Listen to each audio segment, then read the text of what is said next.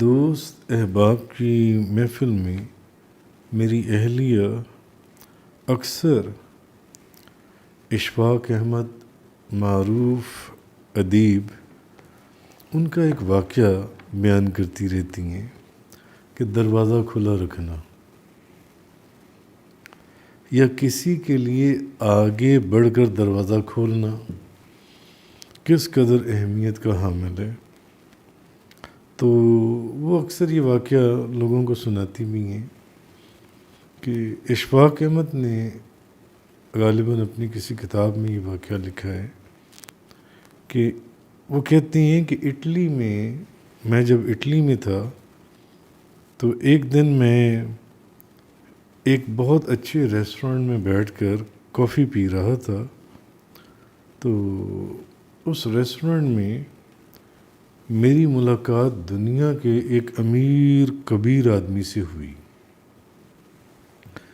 تو اس شخص نے مجھ سے کہا کہ میں آپ کو ایک بڑی عجیب و غریب بات بتاتا ہوں جس کی وجہ سے میں اتنا دولت مند ہوا اور میں دنیا کے امیر کبیر لوگوں میں سے ہو گیا۔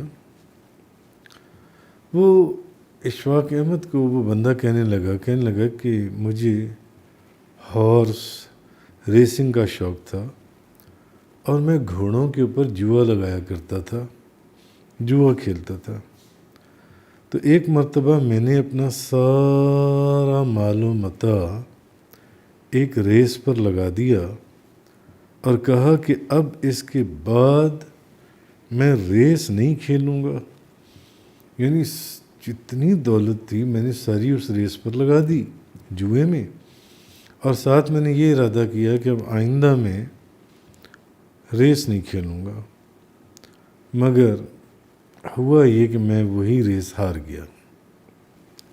سب کچھ تو میں لگا چکا تھا، میری جیبیں خالی ہو گئیں اور میں مفلس ہو گیا اور کنگال ہو گیا، کچھ بھی نہیں تھا، 1 روپیہ بھی نہیں بچا۔ تو جب میں وہاں سے گھر کو واپس آ رہا تھا تو مجھے ایک دم ٹوائلٹ واش روم میں جانے کی شدت محسوس ہوئی، حاجت محسوس ہوئی، لیکن وہاں جانے کے لیے میرے پاس وہاں کی کرنسی کا سکہ نہیں تھا۔ جو لوگ یورپ وغیرہ جاتے ہیں ان کو معلوم ہے کہ وہاں واش روم وغیرہ یوز کرنے سے پہلے اکثر واش رومز میں سکے ڈالنے پڑتے ہیں تب وہ واش روم کھلتی ہیں جو ان سے۔ تو میرے پاس سکہ نہیں تھا۔ جب واش روم کا دروازہ کھولنے کے لیے اس میں سکہ ڈالا جاتا ہے اور اگر نہ ڈالیں تو دروازہ نہیں کھلتا۔ میں بہت پریشان تھا۔ اب جسمانی ضرورت کے تحت مجھے تکلیف بھی ہو رہی تھی، مجھے فوراً ٹوائلٹ میں جانا تھا۔ تو میں سامنے ہی ایک پارک تھا تو میں اس پارک میں گیا تو بینچ پر ایک شخص بیٹھا اخبار پڑھ رہا تھا۔ تو میں نے بڑی لجاجت سے اس سے کہا کہ کیا آپ مجھے ایک سکہ دے سکتے ہیں؟ تو آپ مجھے ایک سکہ دے سکتے ہیں؟ تو اس شخص نے مجھے اوپر سے نیچے تک میری پوری شکل اور صورت کو، میرے کپڑوں کو دیکھا، یہ بندہ مجھ سے سکہ مانگ رہا ہے، لیکن اس نے مجھے سکہ دے دیا۔ تو مگر اس بیچارے کو کیا پتہ تھا کہ میں تو بالکل مفلس اور کنگال ہو چکا ہوں، سب کچھ ختم کر بیٹھا ہوں اس جوئے کے اندر۔ تو اسے کیا پتہ تھا؟ تو جب میں وہ سکہ لے کر واش روم کے دروازے پر پہنچا جہاں لاک میں سکہ ڈالنا تھا تو دروازہ کھل جانا تھا، تو ابھی سکہ میرے ہاتھ میں تھا، میں نے اس کے لاک میں وہ سکہ ڈالا نہیں تھا، اتفاق سے اندر ایک آدمی پہلے ہی تھا اس ٹوائلٹ میں، اس نے دروازہ کھولا اور باہر آ گیا اور مسکرا کر بڑی محبت سے، شرافت سے، بڑے ہی استقبالیہ انداز میں اس نے دروازہ بند نہیں کیا بلکہ دروازہ پکڑے رکھا اور کہنے لگا یہ 1 روپے کا سکہ کیوں ضائع کرتے ہو؟ دروازہ تو کھلا ہے، اندر چلے جاؤ۔ میں اندر سے نکلا جاؤں۔ میں نے اس کا شکریہ ادا کیا میں دروازے کے اندر چلا گیا، ٹوائلٹ کے اندر چلا گیا۔ اب جب میں باہر نکلا تو میرے ہاتھ میں وہ سکہ موجود تھا جو میں نے وہاں سے لیا تھا باہر اس پارک میں اس بندے سے۔ تو قریب ہی کیسینو تھا، میں پھر کیسینو میں چلا گیا۔ اب وہاں جوا ہو رہا تھا، اور اب کے وہاں جو لیبل تھا وہ یہ تھا 1 روپیہ لگاؤ اور 1000 پاؤنڈ یا ڈالر کماؤ۔ تو میں نے وہ 1 روپے کا سکہ، 1 روپیہ یعنی 1 پاؤنڈ کہہ لیں یا 1 ڈالر، میں نے اس جوئے میں لگا دیا، سکہ بکس میں ڈال دیا، سکہ کھڑکھڑایا اور 1000 پاؤنڈ کا نوٹ باہر آ گیا۔ کہاں 1 روپے سے ڈائریکٹ، اگر آج کل کے حساب سے دیکھیں تو 3-3.5 لاکھ روپے میری جیب میں آ گیا۔ تو بہرحال اب جو جوا کھیلنے والے لوگ ہیں ان کی بھی زندگی ایسی ہوتی ہے، کیونکہ وہ اپنے لالچ میں سے کبھی بھی باہر نہیں آتے۔ تو اب وہ جو بندہ ہے کہنے لگا، اب اگلا لیول یہ تھا کہ 1000 لگا دو اور 1 لاکھ لے لو ڈالر یا پاؤنڈ۔ تو کہتے میں اب میں نے وہ 1000 کا نوٹ وہاں لگا دیا۔ اب وہ رولر گھوما اور دونوں گیندیں اس کے اوپر چلیں اور ٹک کر کے ایک نمبر پر آ کر گریں، اور اب میں 1 لاکھ وہ پاؤنڈ یا ڈالر جیت چکا تھا، یعنی 2.5-3 کروڑ 4 کروڑ میں جیت۔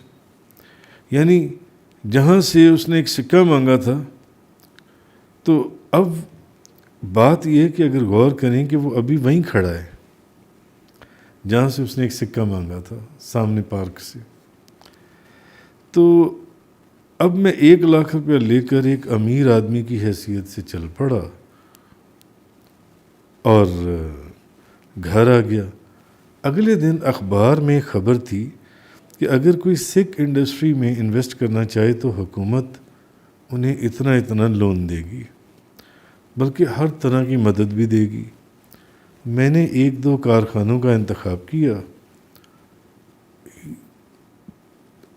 یعنی وہ 1000 ڈالر یا پاؤنڈ 3-4 کروڑ تو میری جیب میں آ چکا تھا، حالانکہ میں پہلے سب کچھ ہار چکا تھا، میرے پاس مفلس کنگال تھا۔ تو میں نے وہ فیس جمع کروائی اور وہ حکومت سے ایک کارخانہ لیا۔ تو شاید وہ جرابیں بنانے کا کارخانہ تھا، اشفاق احمد بتا رہی ہیں۔ تو وہ کارخانہ چلا، اس فیکٹری سے میں نے ایک دوسری فیکٹری بنائی، پھر میں نے تیسری فیکٹری بنائی۔ میں لکھپتی سے ککھپتی سے لکھپتی اور لکھپتی سے ارب پتی میں بہت، اور یہ سب کچھ اشفاق احمد بتاتے ہیں کہ یہ سب کچھ ایک دروازہ کھلا رکھنے کی وجہ سے ممکن ہوا۔ تو اس نے اشفاق احمد صاحب کو کہا، اس نے کہا کہ میری عمر بہت گزر چکی ہے، تو میں اس آدمی کو تلاش کر رہا ہوں جس نے میرے پر احسان کیا تھا۔ تو اشفاق احمد صاحب فرماتے ہیں کہ میں نے پوچھا اس آدمی کو جس نے باہر پارک میں 1 روپیہ 1 سکہ دیا تھا؟ اس نے کہا نہیں، اس آدمی کو نہیں، بلکہ اس آدمی کو جو ٹوائلٹ کے اندر سے باہر نکلا تھا اور اس نے میرے لیے دروازہ کھلا رکھا تھا۔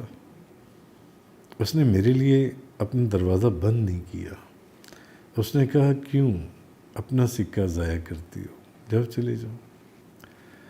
تو میں نے پوچھا کہ کیا آپ اس کا شکریہ ادا کرنے کے لیے اس سے ملنا چاہتی ہیں؟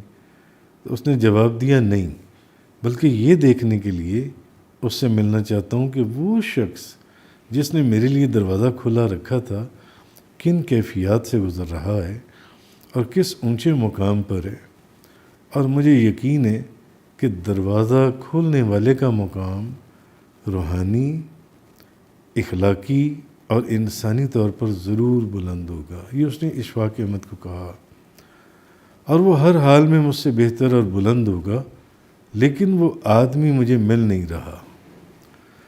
خواجہ بہاؤالدین نقشبند رضی اللہ تعالی عنہ فرماتی ہیں کہ میں ان دنوں حضرت امیر کلال کی خدمت میں حاضر تھا جب اللہ تعالیٰ نے مجھے کشش عشق میں سخت مضطرب کر رکھا تھا۔ نہ جانے کیوں ایک دن حضرت امیر کلال فرمانے لگے بہاؤالدین کو، خواجہ بہاؤالدین کو، تم مجھے نہیں چاہتے، لہٰذا یہاں سے چلے جاؤ۔ آپ کا فرمان سن کر میں وہاں سے چلا گیا۔ راستے میں خیال آیا کہ حضرت امیر کلال کہ ایک بار ایسا کہنے سے میں کیوں چلا جاؤں ان کی آستانے سے، یا میں کیوں نکل جاؤں؟ اگر انہوں نے کہہ بھی دیا کہ چلے جاؤ، نکل جاؤ یہاں سے، تو خواجہ بہاؤالدین نقشبند کہتی ہیں مجھے راستے میں یہ بات میرے ذہن میں آئی کہ میں کیوں چلا جاؤں ان کے کہنے پر۔ کہتی میں فوراً واپس لوٹا خواجہ بہاؤالدین نقشبند۔ تو جیسے ہی دروازے سے اندر داخل ہوا، حضرت امیر کلال آپ فرمانے لگے تم پھر آ گئے، یہاں تمہارا کوئی بھی نہیں ہے، کوئی دوسرا دروازہ تلاش کرو۔ میں نے دل میں سوچا اچھا چلے جاؤ یہاں سے، کیا کرنا ہے یہاں رہ کر، بس اب میں جا رہا ہوں یہاں سے، اور اب اگر میں چلا گیا تو میں واپس نہیں آؤں گا یہاں پر۔ تو کہتی ہیں خواجہ بہاؤالدین نقشبند فرماتے ہیں چلتے چلتے میں شہر بخارا میں آ گیا، تو ایک کمار خانے کے پاس سے گزرا تو دیکھا کہ وہاں دو کمار باز جوا کھیل رہے تھے۔ ایک سب کچھ ہار چکا تھا، اس کے پاس پیچھے کچھ بھی نہیں تھا، ہر چیز اس نے جوئے میں ہار دی تھی، لیکن اس حالت میں بھی وہ لوگوں سے قرض مانگتا تھا اور جوئے پہ لگاتا تھا، اور اپنا کھیل اس نے جاری رکھا ہوا تھا۔ تو دوسرا کہتا تھا جاؤ چلے جاؤ، تمہارے پاس اب کھیلنے کے لیے رہ کیا گیا ہے؟ تو وہ کہنے لگا کہ ابھی تن بھی باقی ہے، من بھی باقی ہے، اور جان بھی باقی ہے، اب میں اس کی بازی لگا دیتا ہوں۔ اے دادائے رخ تو ماہ زیبائی، خاک قدم تو دیدائے راہ بینائی۔ محبوب تیرے چہرے کو چاند کی خوبصورتی دی گئی ہے، تیرے قدموں کی خاک میری آنکھوں کے لیے بینائی ہے۔ در خدمت تو جان و دل و دیدہ و تن می درباز مگر قبول من جائی۔ اگر تو مجھے قبول کر لے تو تیری خدمت میں جان و دل اور آنکھ اور جسم کی بازی لگاتا ہوں۔ خواجہ بہاؤالدین نقشبند نے جب اس کمار باز کا جواب سنا تو بے قرار ہو گئے، اور ماں ہی یہ بے آب کی طرح، اس مچھلی کی طرح جو پانی سے باہر تڑپتی ہے، اپنے آپ کو مخاطب کر کے کہنے لگے بہاؤالدین تو اس جوا کھیلنے والے سے بھی گیا گزرا ہو گیا، اتنی جلدی تو میدان سے چھوڑ کر یہ کہہ کر اپنے پیر و مرشد کے آستانے سے کہ بس انہوں نے کہا کہ چلے جاؤ تو تم چلے آئے کہ میں جا رہا ہوں چھوڑ کر سب کچھ، تو چھوڑ گئے۔ اب پھر سے حضرت امیر کلال کی آستانے پر واپس لوٹے، واپس آئے۔ تو ویسے بھی آپ کی عادت تھی کہ آپ اپنے پیر و مرشد کو وضو کروایا کرتے تھے اور طہارت کے لیے پانی کا اہتمام کرواتے تھے خواجہ بہاؤالدین نقشبند۔ تو آج بھی بعض مریدین اپنے اپنے پیر و مرشد کو وضو بھی کرواتے ہیں اور طہارت کا انتظام بھی کرتے ہیں، پانی کا بھی کرتے ہیں، نہلانے کا بھی کرتے ہیں، دھلانے کا بھی کرتے ہیں۔ تو کہتے ہیں کہ میں پھر سے آ گیا، پانی کا آفتابہ بغل میں لیے، جب رات کو وہاں پہنچا تو رات بہت سرد تھی، اور میں وہ علاقے دیکھ کر آیا ہوں زندگی میں کئی دفعہ، برفانی علاقے ہیں، تو برف گر رہی تھی، تو آپ سردی بہت تھی، تو آپ دروازے کے اوپر ہی لیٹ گئے خواجہ بہاؤالدین نقشبند۔ اب برف باری ہو رہی تھی، اور برف گرتے گرتے آپ کا سارا جسم برف میں ڈوب گیا۔ صبح جب حضرت امیر کلال نے باہر تشریف لائے تو ان کا پاؤں خواجہ بہاؤالدین نقشبند کے سر پر آ گیا، برف کے نیچے تھا۔ تو حضرت خواجہ شمس الدین امیر کلال نے شفقت سے ساری برف خود سے اور وہ خس و خاشاک دور کیے۔ جنہوں نے وہ منظر دیکھا ہے، بڑا خوبصورت منظر ہے ان ملکوں کے اندر۔ آپ کے سر کو اٹھایا اور فرمایا، بیٹا بہاؤالدین اٹھو، جس طرح ہمارا قدم تمہارے سر پر پڑا ہے، ایسے ہی تمہارا قدم لوگوں کی ایک بہت بڑی تعداد کے سر پر ہوگا، اور یہ خلت سعادت تیرے ہی قدم مبارک کو موضوع تھا۔ پھر آپ نے نگاہ فرمائی اور خواجہ بہاؤالدین نقشبند کو درجہ کمال تک پہنچایا۔ بابا بلے شاہ صاحب نے اسی لیے فرمایا کہ در در دی دور دور تو دور بن جا ایک دردا، جے صاحب معاف کرے تقصیراں تے رہ جاوے کچھ پردہ، اس پردے دا او در ضامن جس دردا تو بردا، بلے شاہ جے پھر یہ در صاحب معاف نہ کردا۔ تو تاج العارفین شیخ ابو الوفا ایک دن واز فرما رہے تھے کہ اچانک آپ کی مجلس میں شیخ عبد القادر جیلانی حضور غوث اعظم آ گئے۔ تو شیخ ابو الوفا نے حکم فرمایا کہ اس کو یہاں سے نکال دو۔ تو آپ اس مجلس میں سے نکال دیے گئے۔ جب شیخ ابو الوفا نے دوبارہ کلام شروع کیا تو حضور غوث اعظم پھر اندر تشریف لے آئے۔ آپ نے پھر نکالنے کا حکم فرمایا اور یہ معاملہ 3 مرتبہ پیش آیا۔ تیسری مرتبہ حضور غوث اعظم جب تشریف لائے تو شیخ ابو الوفا اپنی کرسی سے اترے اور حضور غوث اعظم کی آنکھوں کے درمیان میں بوسہ دیا اور فرمایا کہ ان کو نکالنے کا حکم ان کی اہانت کی وجہ سے نہیں، بلکہ اس لیے تھا کہ سب اہل مجلس ان کو پہچان لیں۔ مجھے اللہ کی قسم ان کی بزرگی اور ولایت کی زلفیں مشرق اور مغرب سے بھی گزر جائیں گی۔ اے عبد القادر، ہر مرغ بولتا ہے اور جب چپ کر جاتا ہے مگر تیرا مرغ قیامت تک بولتا رہے گا۔ اور پھر آپ ممبر کی آخری سیڑھی پر بیٹھ گئے اور حضور غوث اعظم شیخ عبد القادر جیلانی کے ہاتھ کو محبت سے پکڑ کر فرمانے لگے، اے عبد القادر، تمہارے لیے ایک وقت آنے والا ہے، جب وہ وقت آئے تو اس بوڑھے کو بھی یاد کر لینا۔ کل دیگن یسیح و یسکت اللہ دیکھو فینہ یسیح الی یوم القیامہ۔ مرغ سب بولتے ہیں، بول کے چپ رہتے ہیں، ہاں سیل ایک نوا سنج رہے گا تیرا۔ کہا جاتا ہے کہ حضور غوث اعظم جب بغداد شریف میں داخل ہوئے اور شیخ حماد ابن مسلم کی خانقاہ کے دروازے پر پہنچے، ابھی آپ نے اندر قدم نہ رکھا تھا کہ شیخ حماد دباس نے خادم کو حکم دیا کہ دروازہ بند کر دو اور چراغ گل کر دو۔ آپ واپس جانے کی بجائے وہیں دروازے کی چوکھٹ پہ بیٹھ گئے۔ بیٹھے بیٹھے جب نیند کا غلبہ ہوا تو احتلام ہو گیا۔ شدید سردی کے باوجود آپ نے غسل فرمایا اور پھر دروازے پر بیٹھ گئے۔ پھر شدید نیند کا غلبہ ہوا، پھر احتلام ہوا، آپ نے غسل فرمایا اور پھر دروازے پر بیٹھ گئے۔ آپ سخت سردی کے باوجود بار بار غسل فرماتے رہے۔ کہا جاتا ہے کہ اس رات آپ کو 17 مرتبہ احتلام ہوا اور آپ نے 17 مرتبہ ہی غسل فرمایا۔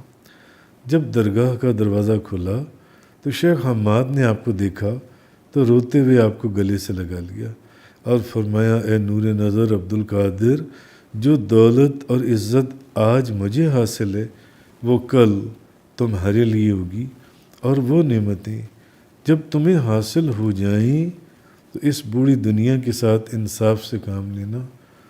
اکثر شیخ حماد دباس فرماتے میں تو محض امتحان کے طور پر عبد القادر کو اذیت دیتا ہوں، امتحان کے طور پر غوث اعظم شیخ عبد القادر کو اذیت دیتا ہوں، مگر یہ ایسا پہاڑ ہے جس میں ذرہ برابر جنبش نہیں کہ یہ ایک دفعہ یہ کہہ دے کہ بس اب میں جا رہا ہوں یہاں سے چھوڑ کر۔ علامہ اقبال فرماتے ہیں جفا جو عشق میں ہوتی ہے وہ جفا ہی نہیں، ستم نہ ہو تو محبت میں کچھ مزہ ہی نہیں۔ دروازے سے داخل ہونے والے سدا ایک سے نہیں ہوتے، کچھ آ کر چلے جاتے ہیں تو کچھ جا کر بھی نہیں جا پاتے۔ محبوب کی دہلیز کا دروازہ بھلے بند ہو جائے، دل کا دروازہ کھلا رہنا چاہیے۔ یک درگیر و محکم گیر، ایک دروازہ پکڑ لو اور مضبوطی سے پکڑ لو۔ عورت کو مرد سے نکاح کے بعد اور مرید کو شیخ سے، بیعت کے بعد محب کو محبوب سے، محبت کے بعد جو نسبت حاصل ہوتی ہے اس میں ذرہ برابر بے وفائی اگر شریعت میں سنگسار کا موجب بنتی ہے تو طریقت میں کس سزا کا سبب بنتی ہوگی؟ حضرت یحییٰ منیری کا مرید دریا میں ڈوب رہا تھا، وہاں خضر علیہ السلام حاضر ہوئے اور فرمایا اپنا ہاتھ میرے ہاتھ میں دو تاکہ میں تمہیں ڈوبنے سے بچا لوں، مگر ان کے مرید نے عرض کیا کہ میں یہ ہاتھ اپنے مرشد یحییٰ منیری کے ہاتھ میں دے چکا ہوں، اب کسی دوسرے کے ہاتھ میں نہیں دے سکتا۔ خضر علیہ السلام غائب ہو گئے، یحییٰ منیری ظاہر ہوئے اور ان کو نکال لیا۔ خواجہ قادر بخش جہاں خیلی، آپ اپنے مریدوں سے فرمایا کرتے تھے اپنے محبوب و مطلوب کے سوا کسی کی طرف بھی نہ دیکھو، جو تمہارا مطلوب ہے، جو تمہارا محبوب ہے، اس کے علاوہ کسی کی طرف بھی تمہیں نہیں دیکھنا۔ اگر یہ کیفیت ہو جائے تب جا کر کہیں کوئی طالب کمال کو پہنچتا ہے اور انوار رحمانی اس پر وارد ہوتی ہیں۔ ولیوں کی دہلیز پر ثابت قدمی سے، مگر ثابت قدمی سے بیٹھنے والا کتا کبھی خیر خالی نہیں رہتا، دور بھاگنے والا نہیں، ولیوں کے پیچھے پیچھے چلنے والا کتا جس کا ذکر قرآن میں آیا، ان کے ساتھ ساتھ رہنے والا کتا، ان کی دہلیز کے اوپر جم جانے والا کتا جن سے، تو ولیوں کی دہلیز پر ثابت قدمی سے بیٹھنے والا کتا کبھی خالی نہیں رہتا۔ تو پھر اجل اولیاء کا ذکر، یہ تو پھر ایک اجل اولیاء کا ذکر پیچھے سے چلتا چلا آ رہا ہے۔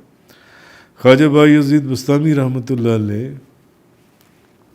بستان میں جہاں کہیں جا کر بیٹھتے تو کتابوں میں لکھا ہے کہ ایک کتا آپ کی مجلس میں آ کر بیٹھ جایا کرتا تھا، خواجہ بایزید بستامی کی مجلس میں، اور دور سے بیٹھ کر آپ کو دیکھتا رہتا تھا خواجہ بایزید بستامی کو۔ اچانک ایک دن سلطان العارفین خواجہ بایزید بستامی رحمۃ اللہ علیہ کی نگاہ توجہ اس کتے پر پڑ گئی۔